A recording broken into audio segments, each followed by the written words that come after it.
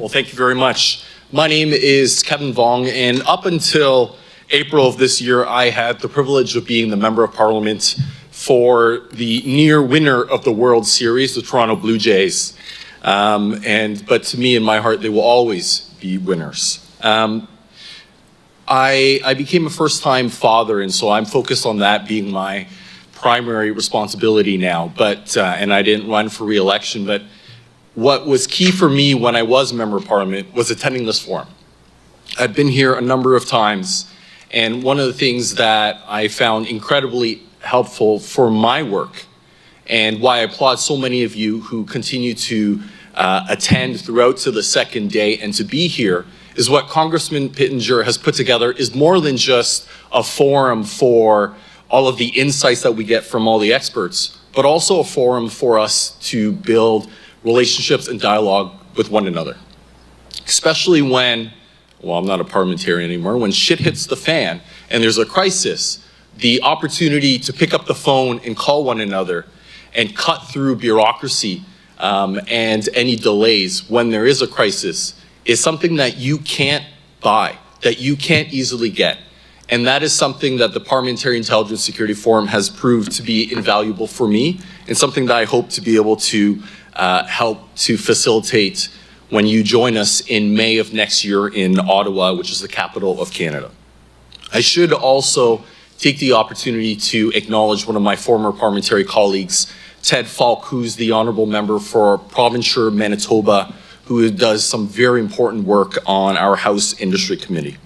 Now, I just want to give you the state of play in Canada. We are #1 in the world in potash. We are #4 in proven oil reserves. But in fact, we are #1 in proven oil reserves if you care about doing business with a country that values freedom and democracy. Because the first three are before us, if you don't care about those things, are Iran, Venezuela, and Saudi Arabia. We are also #5 in LNG production and #2 in uranium. And top 5 if you want to go through a list of critical minerals. Unfortunately, though, Canada is also likely to be in the top 5 when it comes to money laundering and fentanyl production. Recently, our Royal Canadian Mounted Police has busted a number of super labs that had in excess of 100 million doses. And I can assure you, as a country of only 42 million, that not all of us consume fentanyl.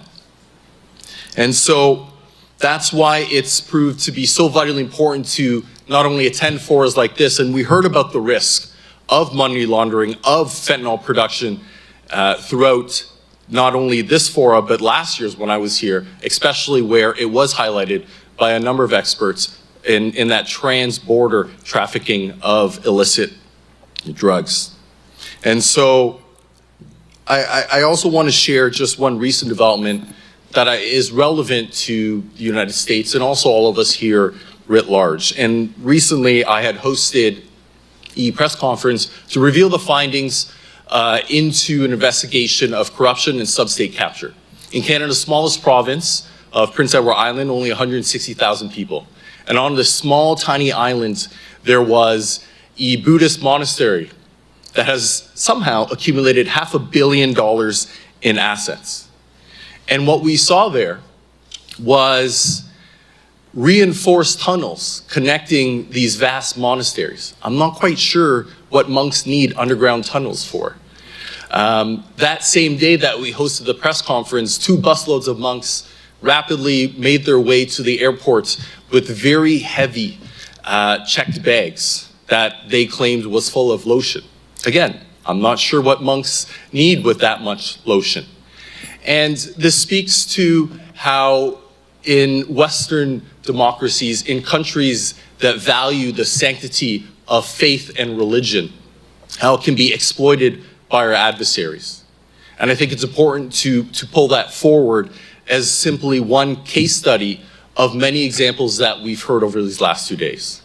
This particular model that I've articulated is something that is being replicated south of the border, here in the US, Flushing, New York, and a number of other states. And I think that's why it is vitally important for us to continue this dialogue in May, specifically May 26th and 27th, in Ottawa, Canada, our capital. May is important not only because it's the month that I was born, it's also just 2 months before USMCA will be up for its mandatory review. And we've heard a lot about the intersection of trade and security. So I want to thank everyone in advance for joining us in Ottawa to continue this important conversation, and I look forward to welcoming you all there. Thank you very much.